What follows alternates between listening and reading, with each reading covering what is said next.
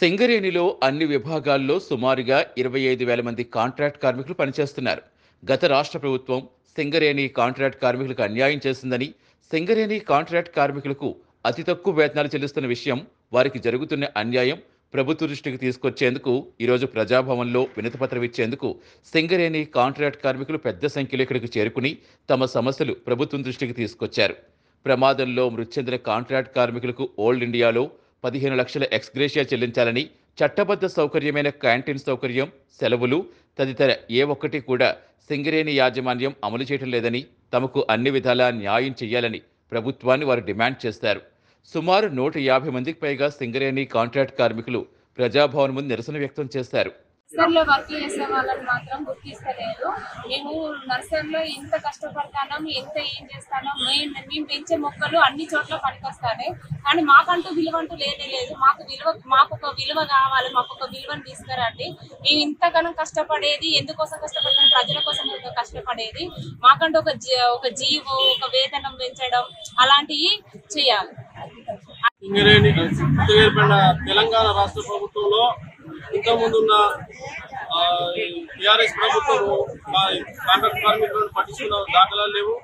మరి ఇప్పటికైనా మా సింగరేణి కొత్తగూడెం నుండి గోలెట్ వరకు 11 డివిజన్లలో మేము కేవలము ప్రైవేట్ సెక్యూరిటీగా సింగరేణిలో విధులు నిర్వహిస్తున్నాము.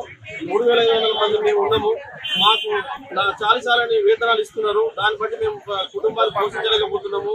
మాకు కనీసం 22 జీవోలు అమలు చేసి మాకు కోల్ ఇండియాలో అమలైన దాన్ని అమలు చేయడం లేదు.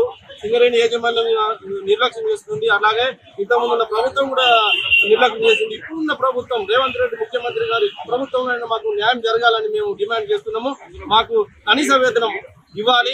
మమ్మల్ని ఫస్ట్ కేటగిరీ కింద మమ్మల్ని గుర్తించి మేము సింగరేణిలో పర్మనెంట్ జాబ్ కంటే మేము ప్రైవేట్ జాబ్ పనిచేస్తున్నాం. మేము అధిక కష్టం చేసుకుంటూ తక్కువ జీతాలతో జీవనం గడుపుతున్నాము. దీన్ని గమనించి ఈ ప్రభుత్వంలో ఏర్పడ్డ ఈ కాంగ్రెస్ ప్రభుత్వం అయినా మమ్మల్ని గుర్తించి మా జీవితాన్ని మెరుగుపరుస్తారని మేము ఆశిస్తున్నాం. విషయం ఏంటంటే కాంట్రాక్ట్ కార్మికుల సమస్యలను పట్టించుకోకుండా చాలా వెనుకబాటుగా చేస్తున్నారు. తెలంగాణ ప్రభుత్వాన్ని ముఖ్యంగా ఓడించడానికి కారణం ఏంటంటే మా కాంట్రాక్ట్ కార్మికుల సమస్యలను పట్టించుకోకపోవడమే. మన ఇప్పుడు వచ్చిన కాంగ్రెస్ ప్రభుత్వం అయినా కనీసం పట్టించుకుంటుందని మేము ఆశిస్తూ తనను గెలిపించుకోవడం జరిగింది. మరి ఈ సమస్యని ఇతను కూడా వదిలేస్తే మేము ఖచ్చితంగా పోరాటానికి ముందుకు వచ్చేసి పోరాటం చేయడం జరిగింది. నెక్స్ట్ మంత్లో మా సర్వీస్ ఖచ్చితంగా పెంచాలని మేము విజ్ఞప్తి చేస్తున్నాం.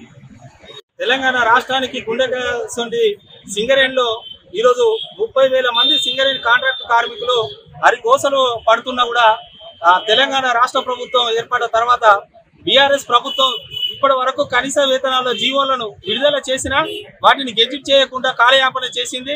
దాని ఫలితంగా ఈరోజు 30,000 కాంట్రాక్ట్ కార్మికులు వాళ్ళ కుటుంబాలను పోషించుకోలేని పరిస్థితిలో ఇవాళ చాలా దయనీయంగా ఉన్నారు. దాని ప్రతీకారంగానే ఈరోజు బీఆర్ఎస్ ప్రభుత్వాన్ని 11 డివిజన్లల్లా, ఏదైతే సింగరేణి ప్రాంతం 11 డివిజన్లల్లా భారీ మెజార్టీతోని కాంగ్రెస్ ప్రభుత్వాన్ని గెలిపించడం జరిగింది. అది వాళ్ళ మీద వ్యతిరేకత కాదు, కార్మికుల కడుపు నింపడానికి వాళ్ళు తీర్చుకున్న కసి. కాబట్టి ఈరోజు కాంగ్రెస్ ప్రభుత్వం అయిన రాష్ట్ర ప్రభుత్వం విడుదల చేసిన కనీస వేతనాల జీవోలను విడుదల చేసి ఈ కార్మికులందరూ కూడా జీతాలు పెంచాలని, ఈ జీవోలు గెజిట్ చేయడం వల్ల రాష్ట్ర ప్రభుత్వానికి రూపాయి కూడా ఖర్చు ఉండదు. అది వారి యజమాన్యాలు చెల్లించుకుంటే కాబట్టి దీన్ని సానుకూలంగా కాంగ్రెస్ ప్రభుత్వం అయినా ఈసారి సానుకూలంగా ఆలోచించి దీన్ని పరిష్కరించి కార్మికుల వేతనాలు పెంచాలని ఈ సందర్భంగా కోరుకుంటున్నాం.